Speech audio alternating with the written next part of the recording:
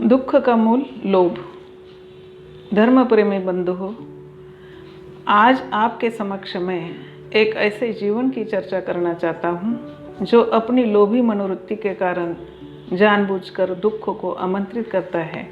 ऐसा जीवन बाहर से समृद्ध दिखता हुआ भी सच्चे सुख से वंचित होता है। गौतम कुलक का यह 21वां जीवन सूत्र है। इसमें गौतम ऋषि ने बताया है, लोहो दुहो किम, दुख क्या है? लोभ, अर्थात लोभ दुख की खान है। जीवन में जब जब लोभ आता है तब तब वह किसी न किसी दुख को बुला लेता है। लोभ क्या है? मनुष्य के मन में जब यह विश्वास होता है कि मेरी और मेरे परिवार की सुरक्षा कैसी होगी, उनका पेट कैसे भरेगा, पता नहीं भविष्य में कभी भूखों मरना पड़े, इसलिए कुछ संग्रह करना चाहिए। फिर जब कुछ धन संग्रह हो जाता है तो वह सोचता है इस धन में जरा भी खर्च न हो, इसे ज्यों का त्यों रखा रहने दिया जाए। साथ ही उसे अपने संचित धन को देखकर यह इच्छा होती है कि और धन कमाया जाए और इकट्ठा किया जाए। इस प्रकार अविश्वास और भय से प्रेरित होकर मनुष्य भविष्य के लिए धन संग्रह करता है। फिर उस धन की सुरक्षा करता है और खर्च करना नहीं चाहता। इसके पश्चात धन को बढ़ाने की इच्छा से प्रेरित होकर वह और अधिक धन बटोरता है, इकट्ठा करता है। बस यही लोभ वृत्ति है। लाभ और लोभ में संबंध। लोभ और लाभ दोनों का कार्य कारण संबंध है। जब एक बार लाभ होता है तब साधारण मनुष्य के मन में लोभ जागता है।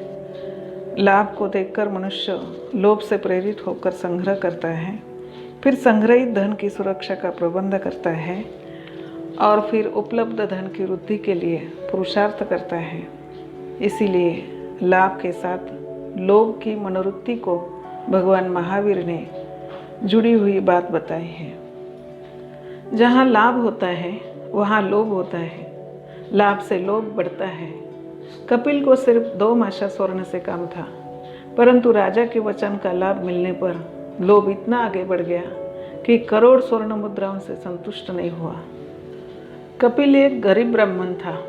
वह कौशाम्बी से श्रावस्ती जाकर अपने पिता काश्यप के मित्र इंद्रदत्त उपाध्याय से विद्या अध्ययन करता था। परंतु जिस सेठ के यहाँ भोजन का प्रबंध था, उसकी दासी के साथ उसका प्रेम हो गया। दासी ने एक दिन उत्सव में जाने के लिए वस्त्र, आभूषण आदि ला देने का कपिल से आग्रह किया, परंतु कपिल के पास धन था नहीं।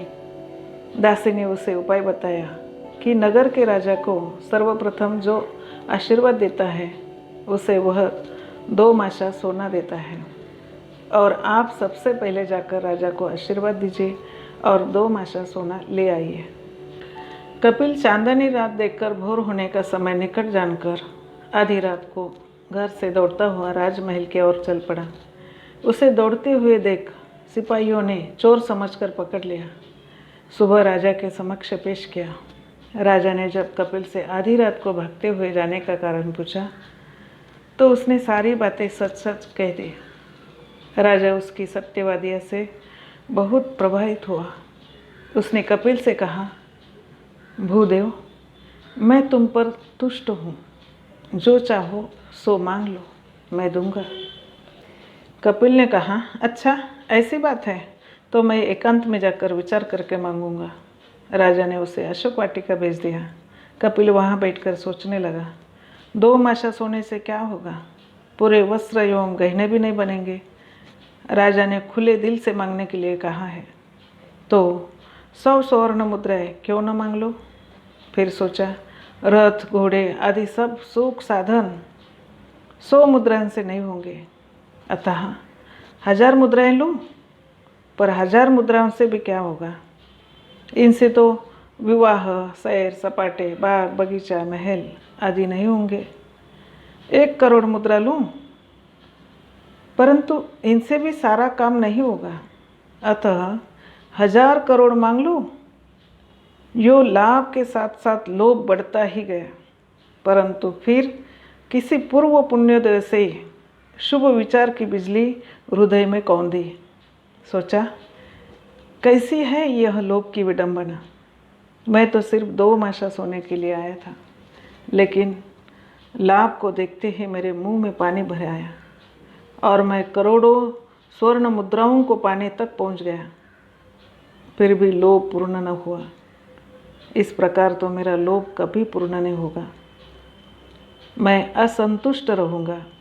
मुझे तो इस राज्य की अपेक्षा प्रभु का राज्य चाहिए, जिसमें सभी सुख लबालब भरे हैं। इस धन से तो दुख, चिंताएं और भय ही बढ़ेंगे। यो कपिल चिंतन की गहराई में डूब गया। राजा ने जब स्वयं पास जाकर पूछा, कहो भूदेव, आपने क्या मांगने को सोचा है? कपिल ने कहा, बस मुझे कुछ नहीं चाहिए। मुझे जो चाहिए था वह सब मिल गया। राजा आश्चर्यचकित होकर बोला, मैंने तो आपको कुछ भी नहीं दिया। आपको कहाँ से क्या मिल गया? कपिल ने अपनी चिंतन कथा कह सुनाई।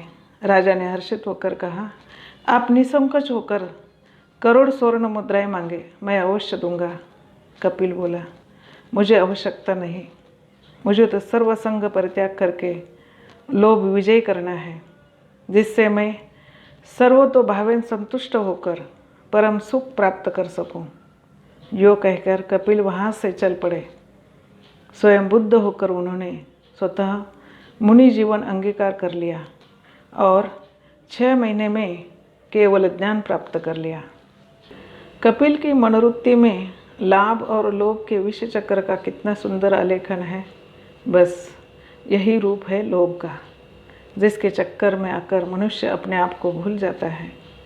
एक अंग्रेजी कहावत भी प्रसिद्ध है, the more they get the more they want. जितना वे प्राप्त करते हैं उतना ही वे चाहने लगते हैं। गर्मी के बुखार में प्यास की तरह लाभ में लोभ और अधिक बढ़ जाता है। आज लगभग सारा ही संसार लोभ के चक्र में फंस रहा है, शायद ही कोई बचा हो। इसीलिए रामचरितमानस में कहा है, ज्ञानी तापस सुर कवि कोविद गुण आगार, के ही की लोभ विडंबना किन्ह न इहि संसार।